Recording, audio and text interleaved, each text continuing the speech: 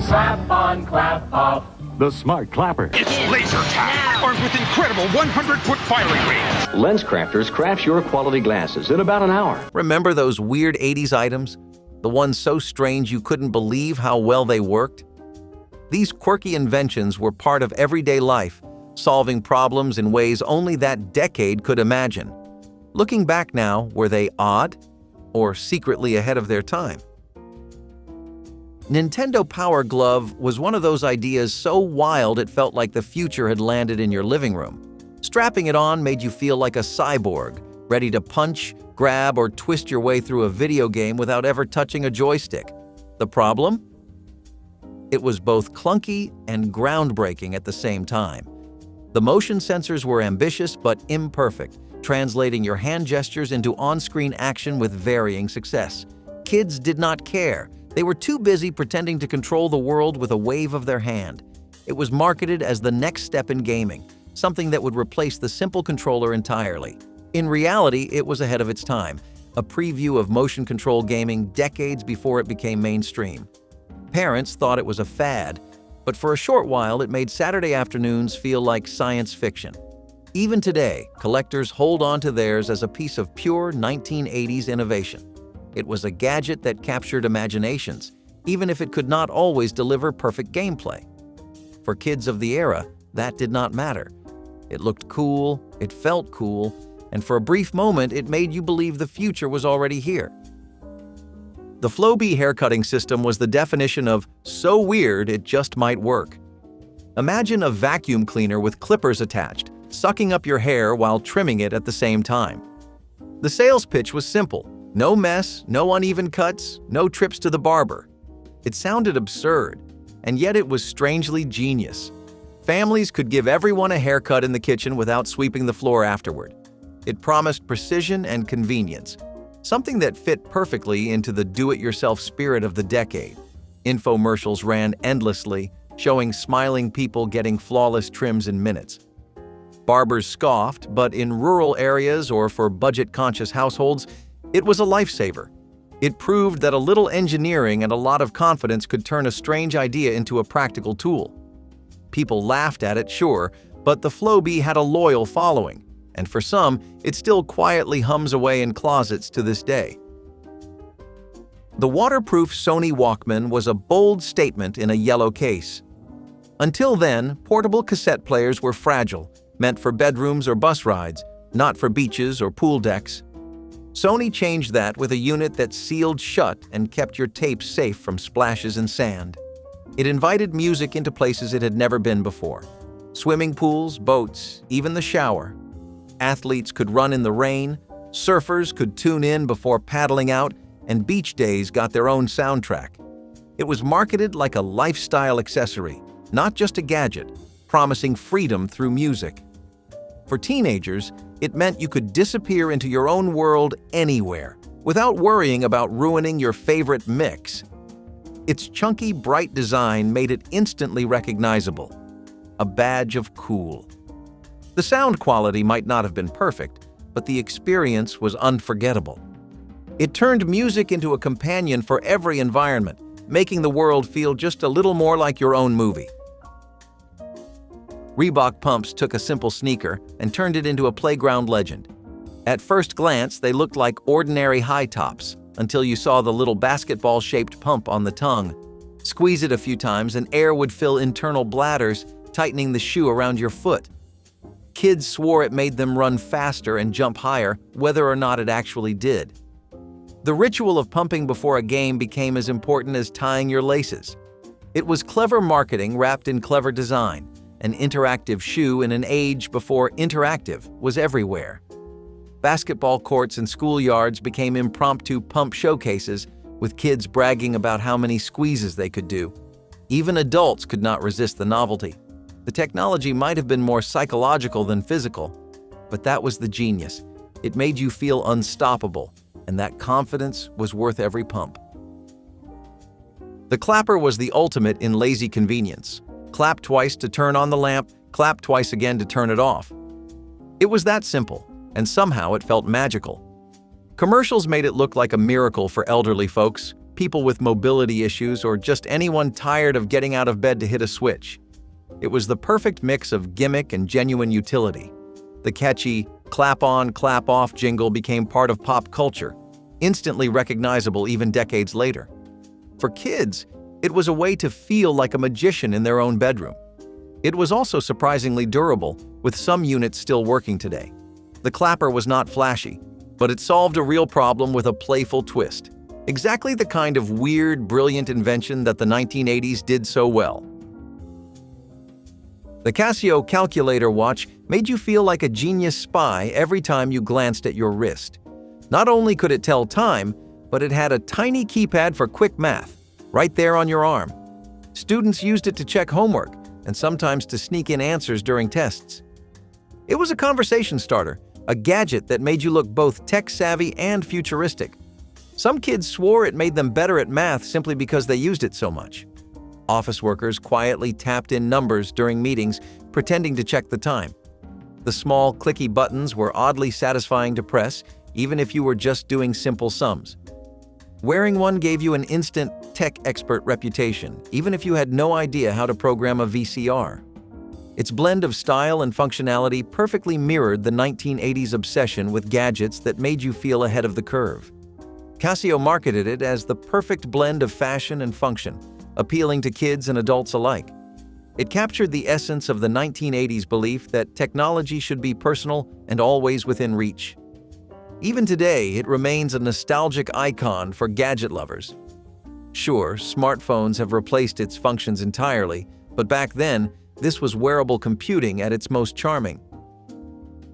The Fisher-Price PXL 2000 camcorder looked like a toy, but it could actually record video. Designed for kids, it used audio cassette tapes instead of traditional videotape.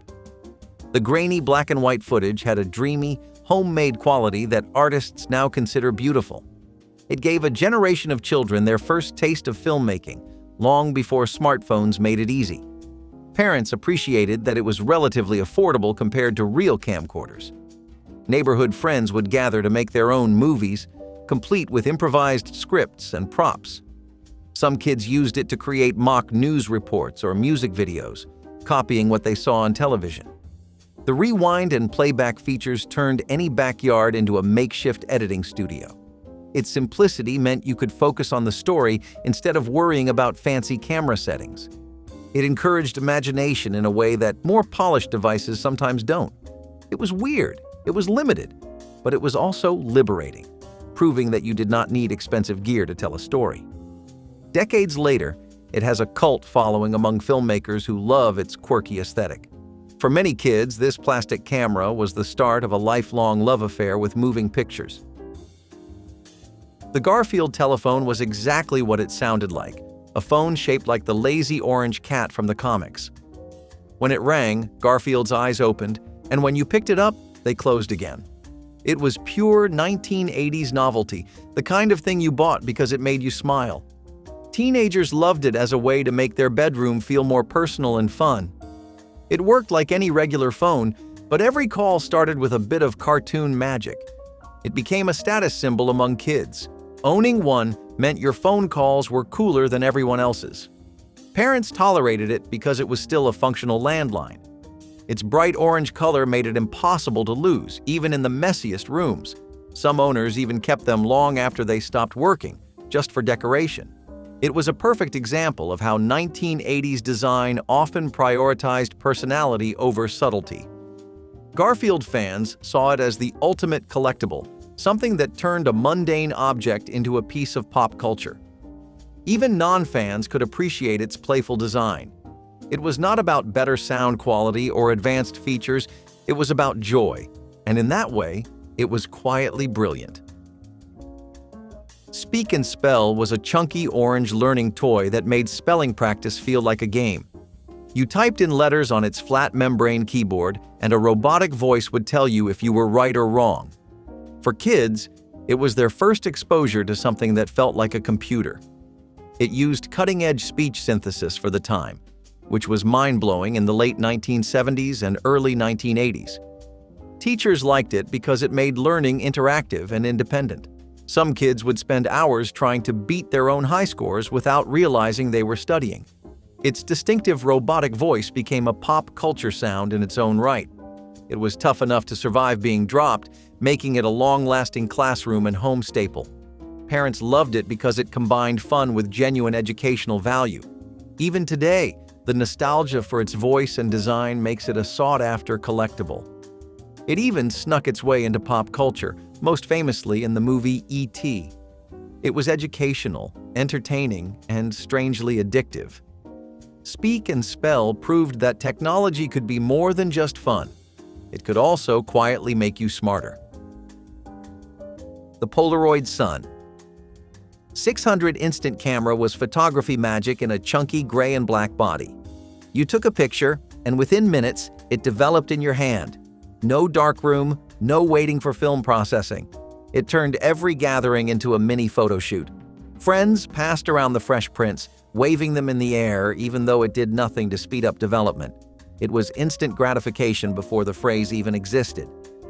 The satisfying click and whir of the camera became part of its charm. People loved watching the image slowly fade into existence, as if a memory were appearing before their eyes.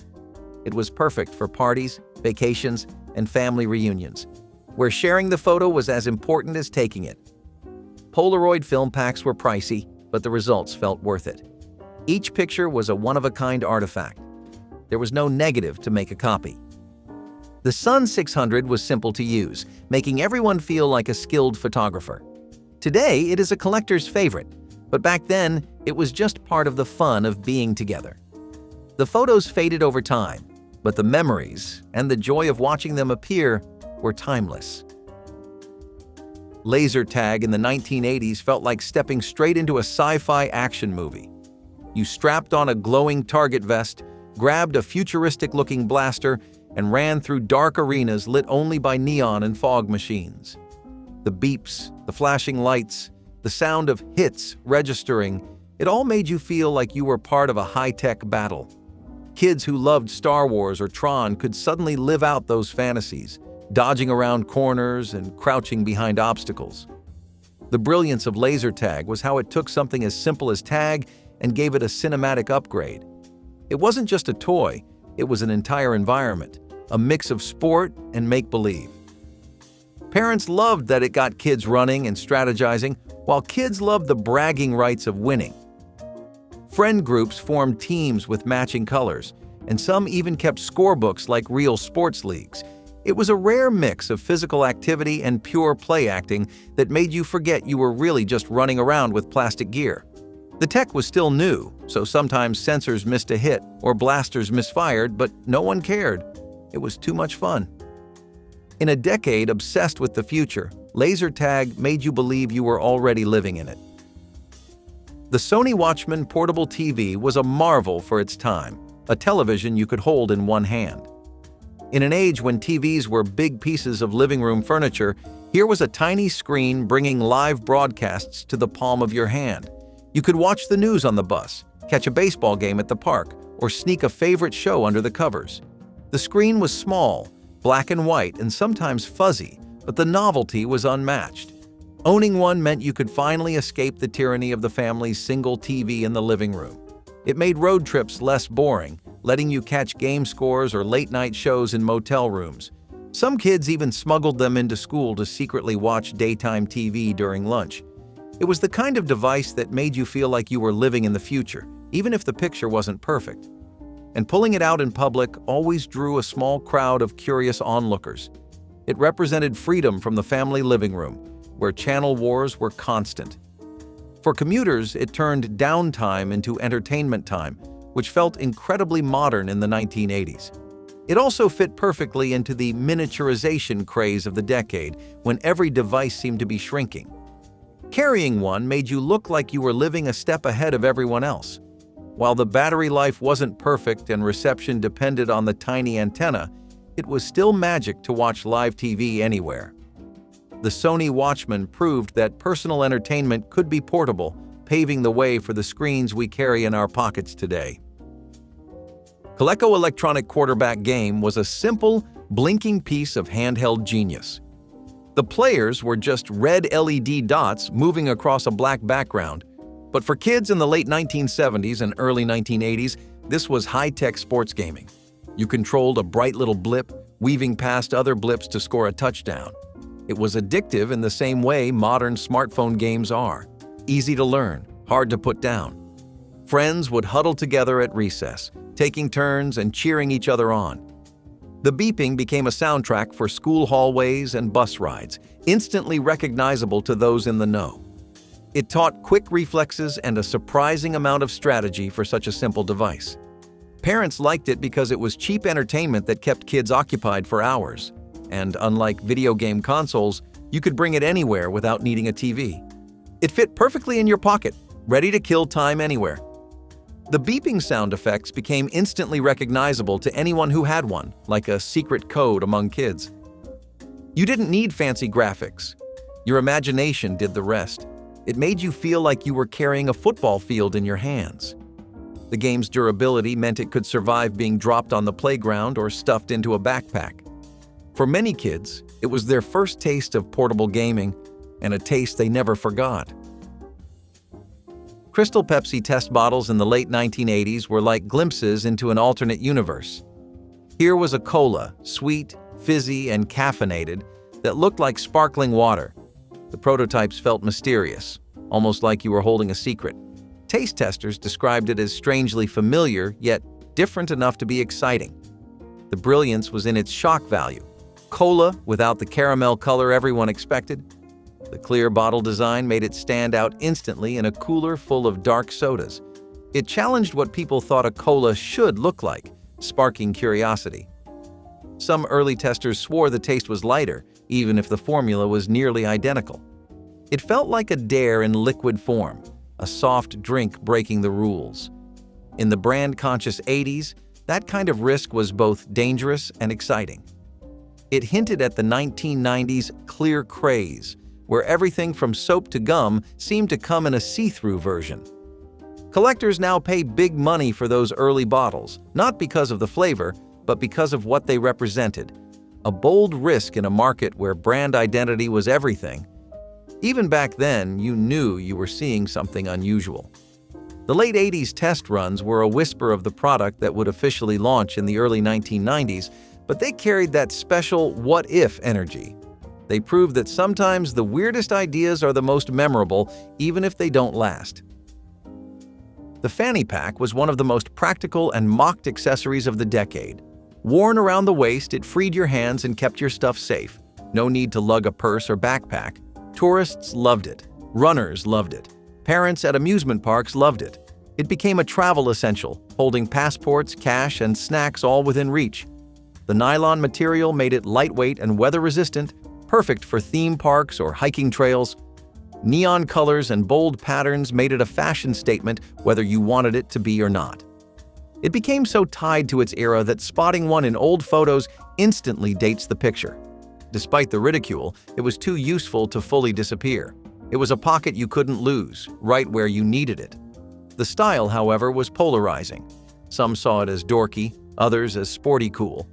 Bright neon versions screamed 80s fashion, while leather ones tried to blend in. They were perfect for travel in an era when pickpockets were a constant worry. And despite the jokes, they worked. They were light, easy, and kept your valuables close. The fanny pack was weird because it broke traditional fashion rules, but it was brilliant because it solved a real problem. Its revival decades later proves that practicality never truly goes out of style. The Rubik's snake was like a cousin to the Rubik's cube, but instead of solving a puzzle, you shaped it into whatever you wanted. It was a twisting chain of connected triangles, endlessly reconfigurable. One moment it was a straight line, the next it was a dog, then a spaceship, then a weird geometric blob. It had no goal except what you imagined, which was the genius of it. Some kids made it a personal mission to invent the wildest shape their friends had never seen before. You could swap ideas at school, with everyone showing off their latest creation like it was a masterpiece. Its durable plastic meant it could survive being twisted, pulled, and tossed into backpacks without breaking. The color patterns, often alternating bold stripes, added to its visual appeal. And the fact that it never ended meant you could pick it up days later and start fresh. You could play without frustration. No wrong answers, just endless creativity. It was the kind of toy you could fiddle with for hours while watching TV or sitting in the car. Teachers even used it to spark spatial reasoning skills. Its hypnotic click-clack sound as the pieces rotated was oddly satisfying. In a decade of bright plastics and bold shapes, the Rubik's Snake fit right in, both as a desk toy and as a brain exercise. The Swatch Guard was a little piece of plastic that did one thing: protect your Swatch watch face from scratches. It snapped over the watch like a colorful, slightly absurd shield. The brilliance was in turning something purely functional into another layer of style. You could mix and match guards to coordinate with outfits. Some kids even traded them like baseball cards, hunting for rare patterns or limited colors. Because they were cheap, you could own several and change your watch's look as often as you wanted. They became almost as collectible as the watches themselves, creating a subculture of Swatch enthusiasts. The playful designs perfectly captured the bold, carefree energy of 80s fashion. They were proof that even a tiny, inexpensive accessory could have personality. They came in translucent neons, bold stripes, and wild patterns, pure 80s design language. Collectors now hunt for rare ones, proving even the accessories to accessories can become iconic. It extended the life of your watch while giving it personality. It might have been small, but it was part of the larger Swatch phenomenon, where your watch was as much about fashion as it was about telling time. The boombox with detachable speakers was the Swiss Army knife of portable music. You could carry it to the park and blast your favorite mixtapes, then unhook the speakers to spread the sound across a room. It turned every hangout into a party. Its size and weight were part of its presence. When you carried one on your shoulder, people noticed. Some models even had multiple cassette decks so you could make mixtapes right on the spot. Friends would gather around not just to listen, but to record radio hits before they ended. The detachable speakers meant you could set them up for the best sound in whatever space you were in. Bright equalizer lights bounced in time to the beat, making the whole thing feel alive. It wasn't just about music. It was about creating an atmosphere. The detachable speakers gave you flexibility that most portable players didn't have. It was a statement piece as much as a sound system. And in the pre-Bluetooth world, this was the height of social listening tech. You could rearrange the setup for better acoustics or just to look cool. It made music a shared experience, which was the whole point of a boombox. The koosh ball was nothing more than a bundle of soft rubber filaments tied together, and yet it was irresistible. You could throw it, squeeze it, juggle it, or just let it dangle from your fingers. Its tactile feel was its selling point. No sharp edges, no hard impact. Kids could toss it indoors without breaking a lamp. The strands gave it a satisfying splat in your hand, unlike any other toy at the time. It was equally fun for skill games, like target practice, or just passing between friends. Some teachers used it in classrooms for gentle games that kept kids moving without chaos. They came in a rainbow of colors, from neon blends to solid pastels, each one eye-catching. Collectors often tried to get every color combination they could find. It worked for games, stress relief, or absent-minded fidgeting. Teachers liked it as a safe classroom toy, and parents liked it because it was virtually indestructible. The bright colors made it look like a little piece of 80s pop art. The koosh ball didn't beep or light up, but it did exactly what a good toy should do. It made you want to pick it up again and again. The E.T. Finger Light toy was a strange and magical little thing. It was a plastic alien finger with a glowing red tip, just like E.T.'s in the movie. You slipped it over your own finger, and suddenly you were healing plants or phoning home. It was movie merchandising at its weirdest and most wonderful. The glow was powered by a tiny bulb, giving it a warm, almost heartbeat-like flicker. Kids used it in dark rooms to add drama to their reenactments of the film. It doubled as a flashlight for late-night blanket forts or camping trips. The toy was cheap to produce, which meant it was everywhere, from toy stores to gas station counters. Its simplicity was its strength. You didn't need batteries to run a complex gadget, just enough imagination to believe. Kids reenacted scenes endlessly, complete with dramatic pauses and whispered lines. The light was dim, but it didn't matter. The effect was enough. For E.T. fans, it was like holding a tiny piece of the film's magic. It captured the wonder of the movie in a toy simple enough for even the youngest fans to enjoy. It was cheap, silly, and perfect. One of those little souvenirs that could instantly transport you back to the glow of a theater in 1982. The Viewmaster Talking Viewer was like unlocking a secret level in a toy you thought you already knew. For decades, the classic Viewmaster had been a quiet, click-through-the-slides kind of experience. Beautiful images, yes, but silent. Then this version arrived in the 1980s, and suddenly, it spoke. You would slip in a special audio cartridge alongside your picture reel, press the lever, and not only see a scene but hear voices, sound effects, or even music that matched the image. It was like someone had turned your imagination into stereo. The crackle of the voice tracks, the little mechanical hum of the gears, it was all part of the charm. For kids, it made favorite characters feel alive in a way the silent reels never could. Parents liked that it was still wholesome, still just as easy to use, but now more immersive. The magic was in the sync. When the audio lined up perfectly with the picture, it felt like you were holding a tiny theater in your hands.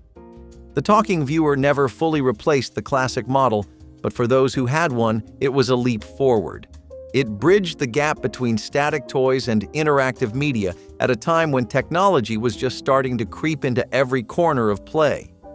In a pre-internet age, it felt futuristic, but still had that tactile, click-by-click satisfaction that no app can match today.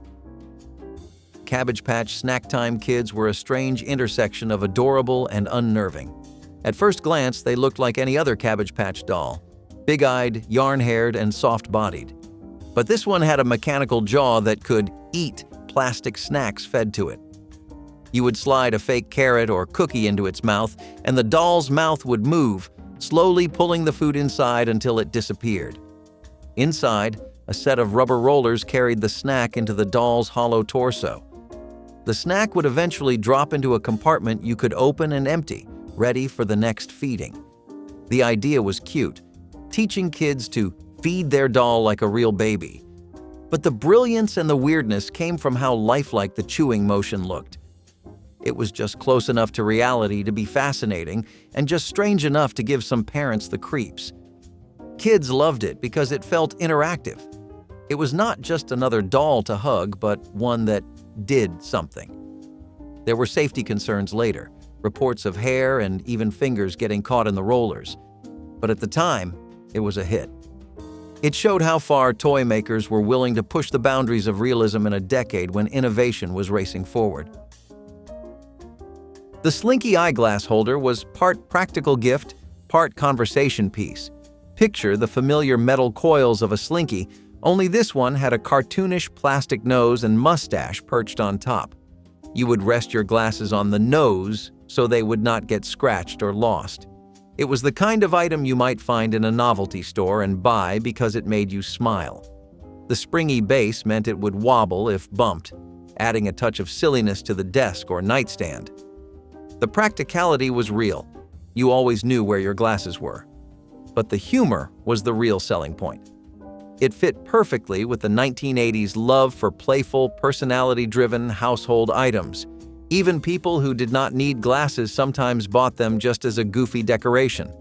Like a lot of 80s oddities, it walked the line between kitsch and genius. It solved a problem, yes, but it also made you laugh every time you saw it, which was worth just as much. The Atari 2600 keyboard controller was a bold experiment in making a game console feel more like a computer. It plugged into the same ports as your joystick, but instead of a stick and a button, you had a flat keypad with multiple buttons laid out like a calculator. The idea was to allow for more complex games, educational programs, and even some basic computer functions. You could play game show adaptations like Jeopardy! By punching in answers, instead of just selecting from limited options. Developers imagined players navigating menus, entering codes, and interacting with games in more sophisticated ways. It was part of a larger push in the 1980s to blur the lines between gaming and computing. Parents saw it as a more educational accessory, hoping it would justify the hours kids spent in front of the TV. While it never became a must-have like the joystick, it showed how designers were already dreaming about interactivity beyond arcade-style play. It was a little awkward to use, and not every game supported it, but it was an early taste of the custom input devices we take for granted today. In its own quiet way, it hinted at the future of gaming, where players would expect more control over their virtual worlds. The Commodore 64 Programmer's Reference Guide was not a toy or a gadget. It was a thick, spiral-bound portal to possibility.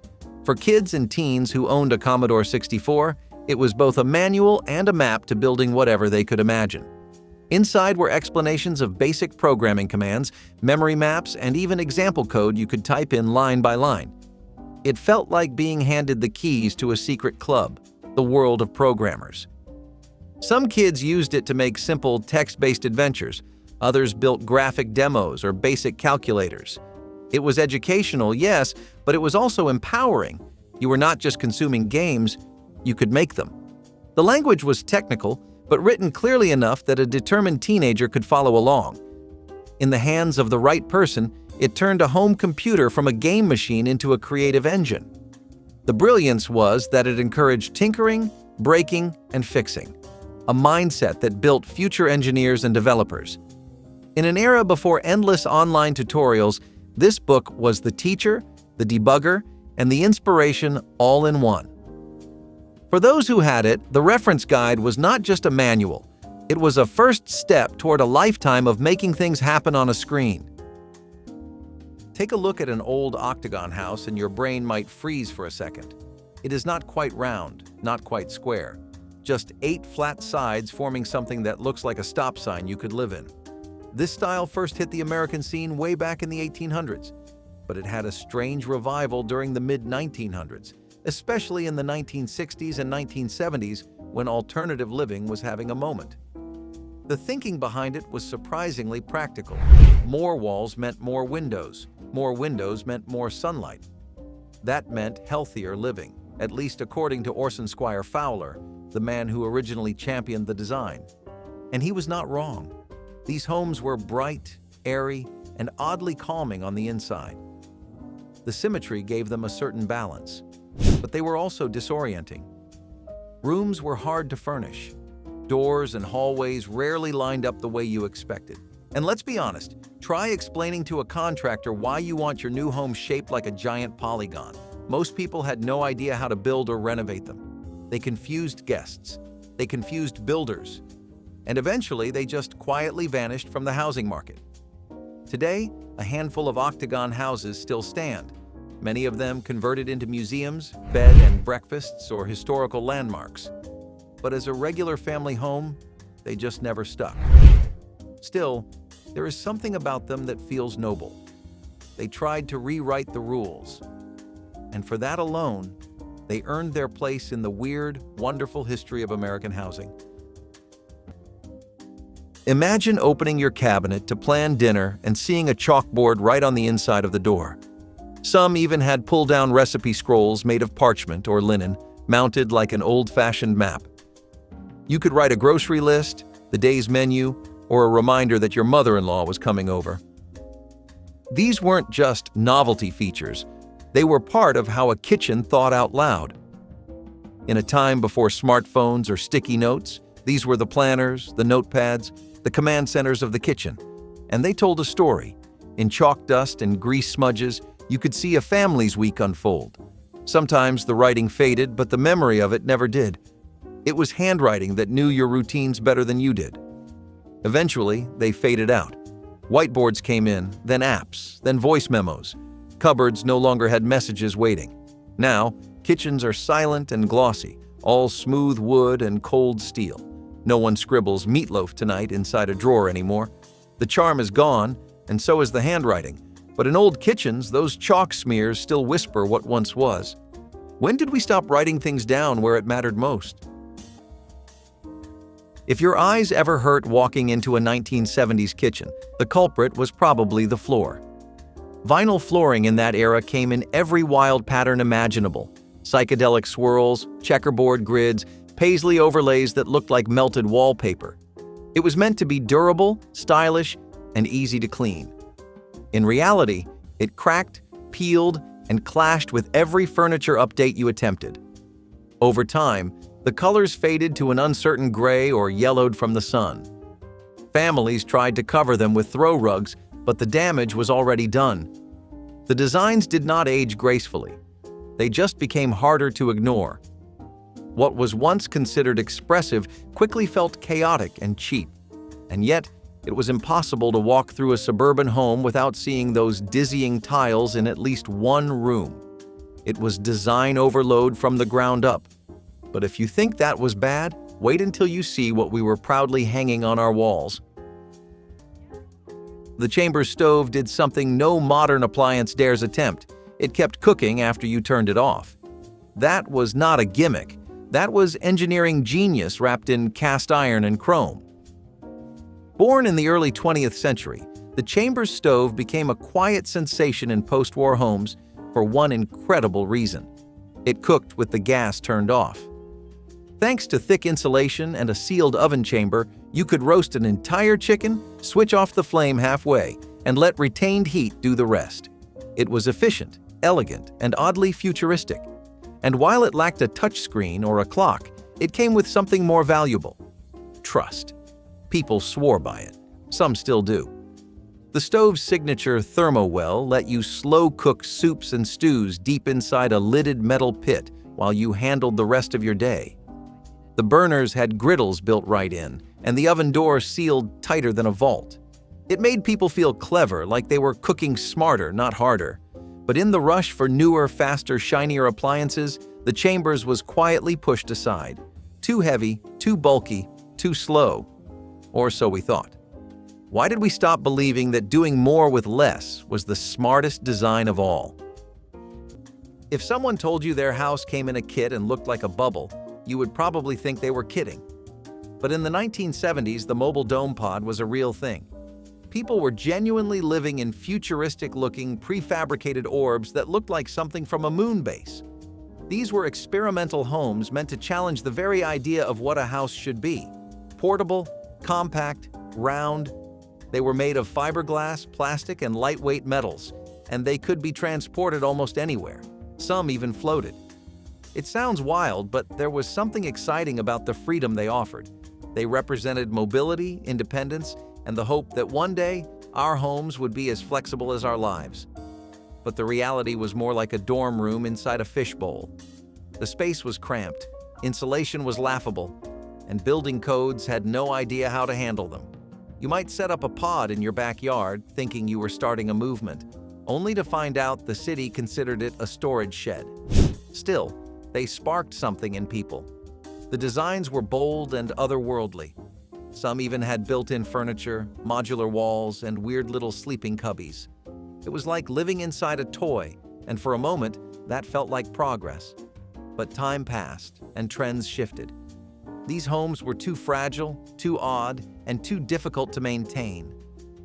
The dream of mobile pod living faded, and with it, most of the actual homes themselves. Today, they are collector's items or forgotten relics hiding in fields and storage lots. But once, people really believed they could live in circles, and it almost worked. Behind the smooth cabinet doors of many mid-century kitchens hid a surprising tool, a pull-out dish drainer that lived inside the wall. After washing dishes, you would slide out the rack, load it up, and let everything drip dry behind closed doors. It kept counters clear, made the kitchen look tidy, and gave a sense of order that matched the rest of the house. Some even had small trays underneath to catch the water. It was not about hiding the mess. It was about making space feel peaceful. When plastic racks and countertop drainers became standard, these hidden drying systems quietly disappeared. New kitchens no longer had room for them, and they were hard to clean and prone to mold.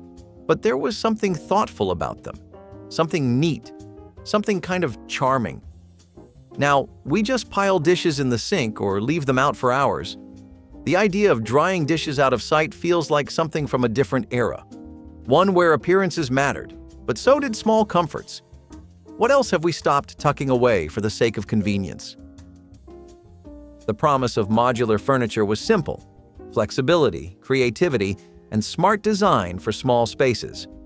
What we got instead was a collection of flimsy particle board pieces that wobbled with every move. These were the stackable shelves, folding tables, and interchangeable couch systems that dominated catalogs in the 1970s. And on paper, they made sense. Custom configurations, easy to rearrange, and light enough to move around by yourself. But there was a reason they were light. They were also fragile. The locking mechanisms broke, the cheap finishes peeled, and what looked cool in the store rarely held up under the daily wear of real life. Coffee tables would sag in the middle. Bookshelves leaned like tired soldiers. Even the stylish-looking modular couches were uncomfortable and awkward to clean. Some homeowners embraced the idea at first, charmed by the sense of innovation. But over time, the frustration set in. The dream of flexible living turned into a house full of disposable furniture. And if the modular design failed to impress, the next status symbol at least came with its own built-in glamour, until nobody wanted it anymore. The hand crank egg beater was a rite of passage. Long before mixers plugged into walls, children stood on stools beside their mothers, gripping the cool metal handle and turning the crank with both hands.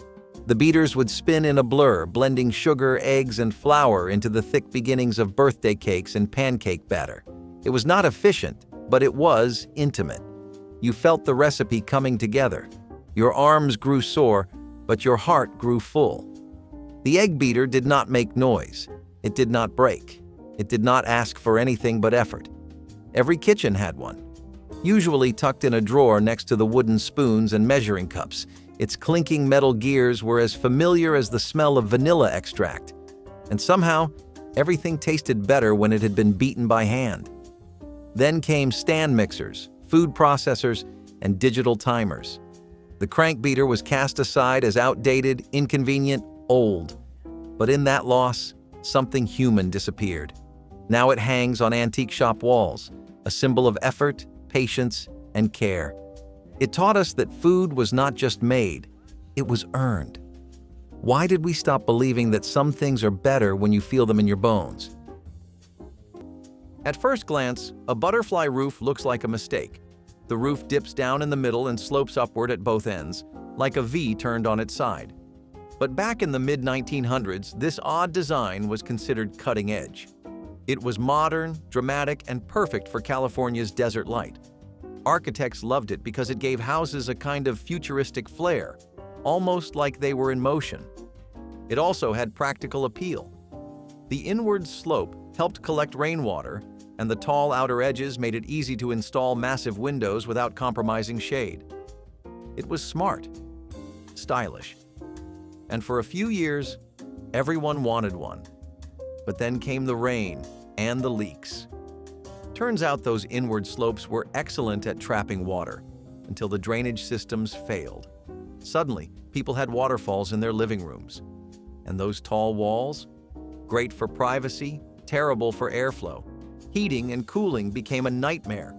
Contractors started refusing to build them. Insurance companies got wary.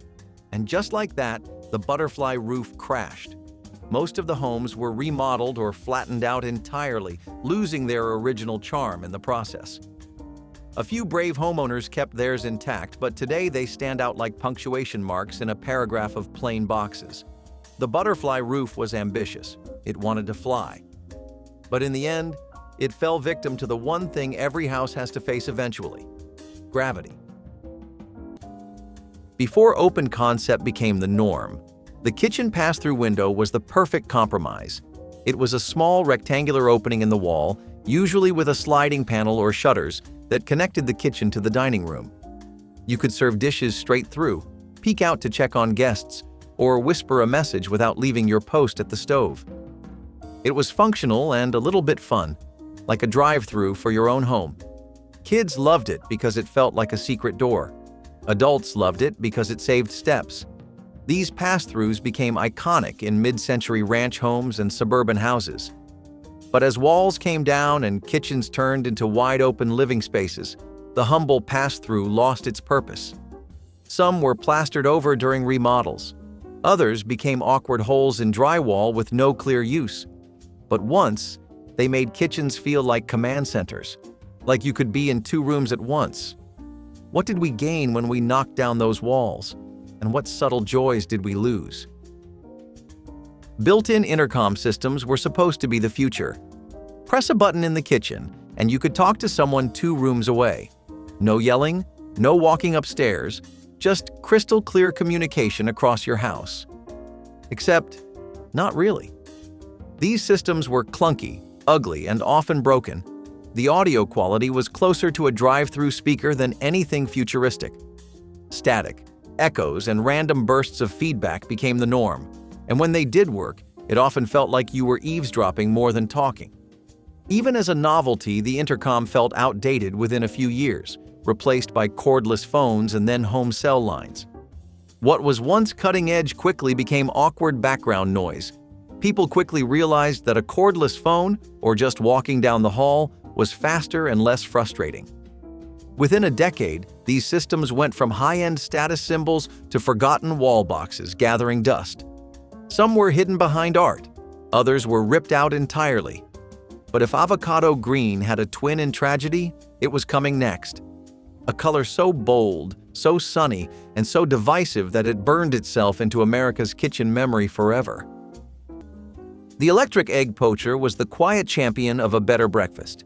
Small, unassuming, and often overlooked, it sat tucked away in the corners of countertops, promising soft whites and warm yolks without a pot or pan in sight. You filled the base with water, cracked your eggs into the holders, and watched the steam rise slowly into a gentle cloud. It was perfect for those who wanted elegance without the effort. No vinegar, no swirling water, no chance of a ruined yolk. Just press the button and walk away. In a world full of toasters and coffee makers, it whispered, "Take your time." It belonged to the kind of home that played soft jazz on Sunday mornings and served breakfast on ceramic plates instead of paper towels. The poacher did not need to be flashy. It was consistent. It gave people back their mornings.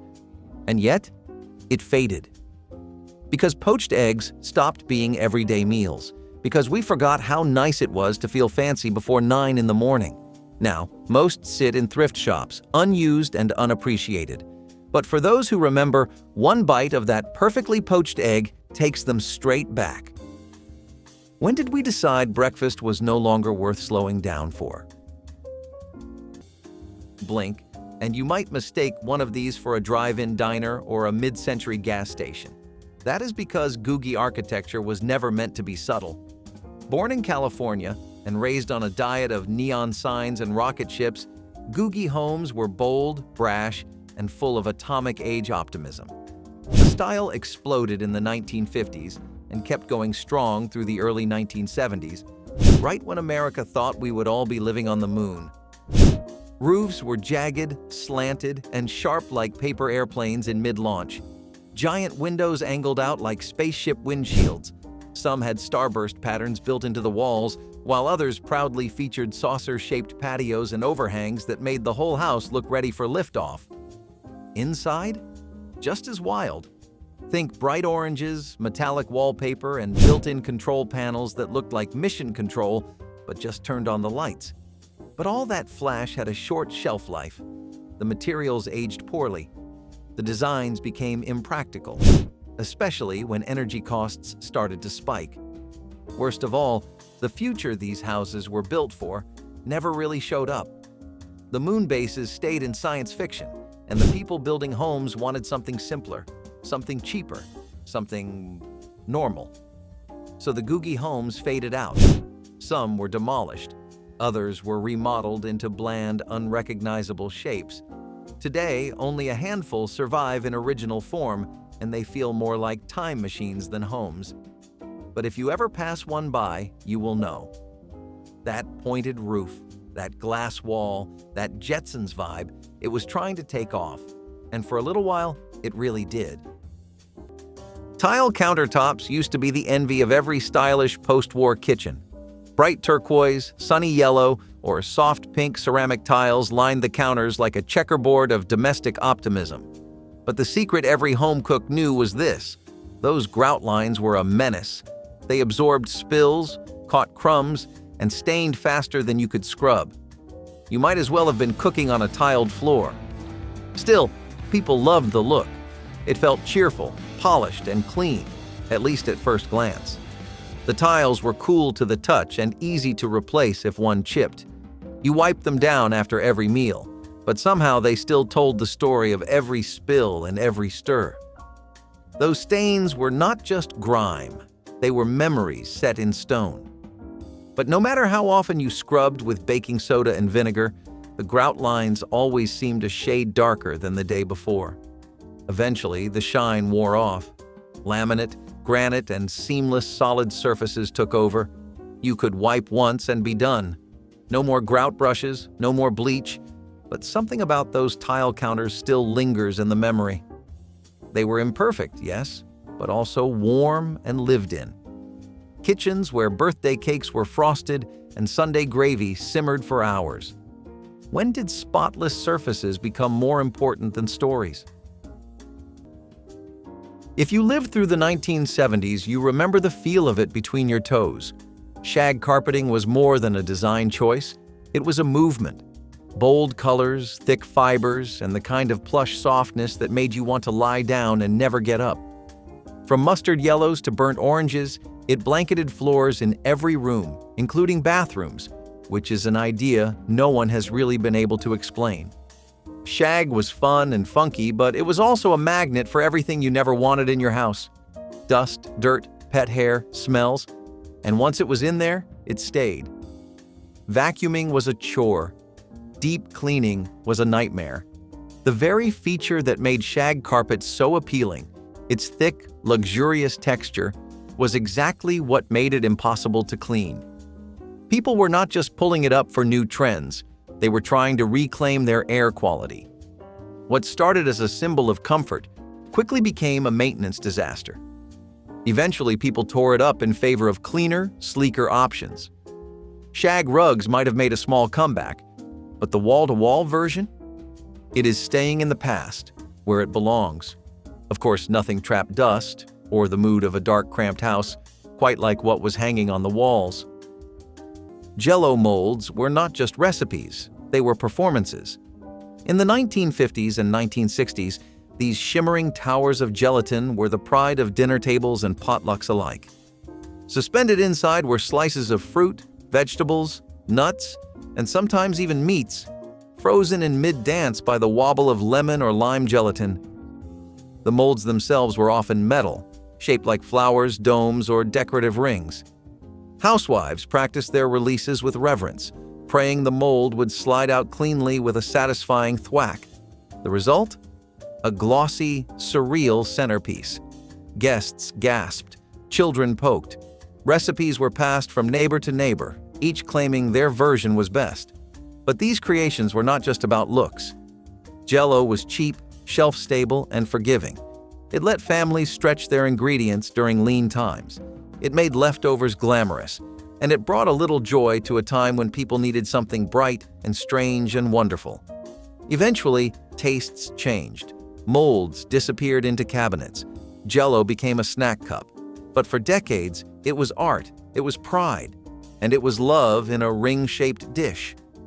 When did we stop celebrating the food that made us smile before it ever touched our lips?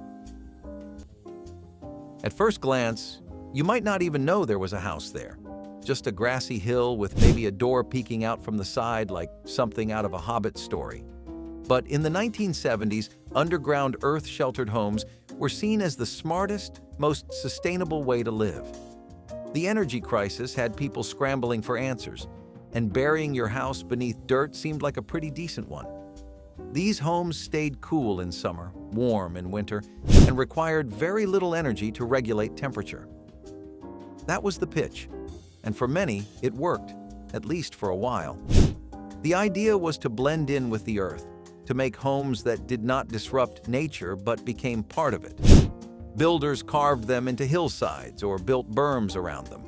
The roofs were often covered in grass, flowers, or even small gardens. But here is where things got complicated. Ventilation was tricky, mold was common, and the interior layouts felt more like bunkers than homes. Natural light was limited unless you spent a fortune on custom skylights or glass walls. And let's not forget water damage. When it rains and your roof is literally soil, things can get messy fast. People were enchanted by the promise of these homes, but often overwhelmed by the upkeep. Still, for a brief moment in architectural history, the idea of hiding your home in plain sight felt revolutionary. And though most of these homes have been abandoned, filled in, or built over, they left behind a quiet question. What if living closer to the earth meant literally living inside it?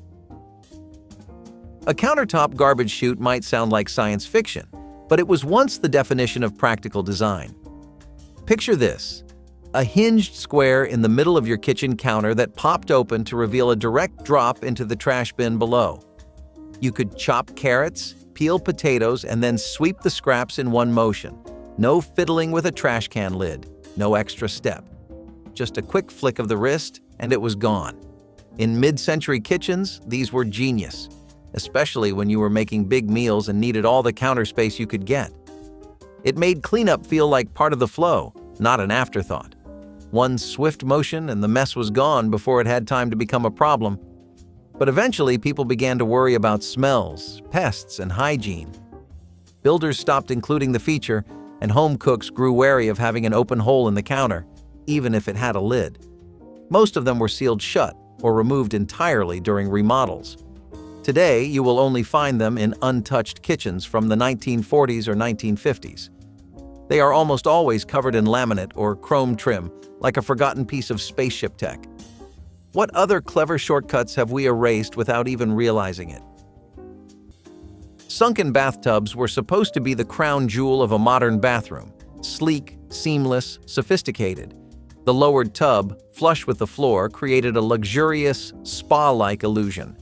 But in reality, they were a daily hazard, especially for children, seniors, or anyone trying to step out with wet feet. You had to crouch down awkwardly just to get in, then hoist yourself back out like climbing out of a trench. Slips were common. Cleaning them was worse, with mildew hiding in all the nooks around the base and edge. Some were surrounded by carpet, of all things, which soaked up water and turned into mold magnets. What was meant to feel like a high-end resort experience ended up as one of the most regrettable design choices in bathroom history. Even worse, the layout often forced the rest of the bathroom to feel cramped, sacrificing function for flair. These tubs were quickly replaced in the 80s and 90s by shower tub combos or freestanding options that were safer, cleaner, and far more practical. But stepping out of a sunken tub often meant stepping into another aesthetic misstep, one that tried to look timeless but crumbled under the weight of its own imitation. The bread box was once as essential to the kitchen as the sink or the stove. A humble wooden or metal container, usually perched at the back of the counter, it kept loaves fresh in the days before plastic bags and preservatives took over. Its job was simple: slow down staleness and keep out pests. But its presence meant more than that. It meant you baked or bought bread regularly, that someone in the house cared about toast, sandwiches, or buttered slices to go with stew. Opening the lid released the faintest scent of yeast and crust. For kids, it was the treasure chest of after-school snacks. For adults, it was a silent reminder that home meant warmth. The sound of the lid closing, soft, final, was part of the rhythm of daily life. Bread boxes came in colors to match tiled kitchens and formica counters. They had floral decals, chrome handles, and rounded corners that looked almost cheerful. Over time, though, as preservatives lengthened shelf lives and bread became an afterthought, the box disappeared. Modern kitchens left no room for something so quaint. But in losing it, we lost a ritual. A quiet pause in the day. When did bread stop deserving a place of its own? It is hard to explain to someone today why there would be an ironing board in the kitchen. But for generations of American homemakers, ironing while cooking made perfect sense. You could press shirts while pasta boiled. The ironing board lived behind a narrow cabinet door, usually next to the fridge or near a pantry wall. You would open the latch, fold it down, and start ironing right there on the linoleum. It made the kitchen feel like a command center. Meals, laundry, homework, all happening at once. Some were even wired with built-in sockets, so you could plug in your iron without running cords across the room. There was something deeply efficient and strangely comforting about handling both dinner and dress shirts in the same breath. It made the kitchen feel like the heart of everything, not just the place where food was made. It sounds absurd now, but back then it was the ultimate multitasker's dream. Eventually, fashion changed, and so did fabrics. Permanent press clothing came along, and ironing became less of a daily ritual. Builders stopped including these wall units, and the ones that remained often jammed or collected dust. Today, a recessed ironing board in the kitchen wall feels like something out of a time capsule. You can still see the outline on painted-over cabinet doors in old houses. But no one's waiting on the kettle while smoothing out their slacks anymore. What else have we quietly stopped doing? If these 1980s inventions made you smile, cringe, or remember a forgotten favorite, share your weirdest one in the comments, tap like if you enjoyed the trip back, and subscribe so you never miss another flash of retro brilliance.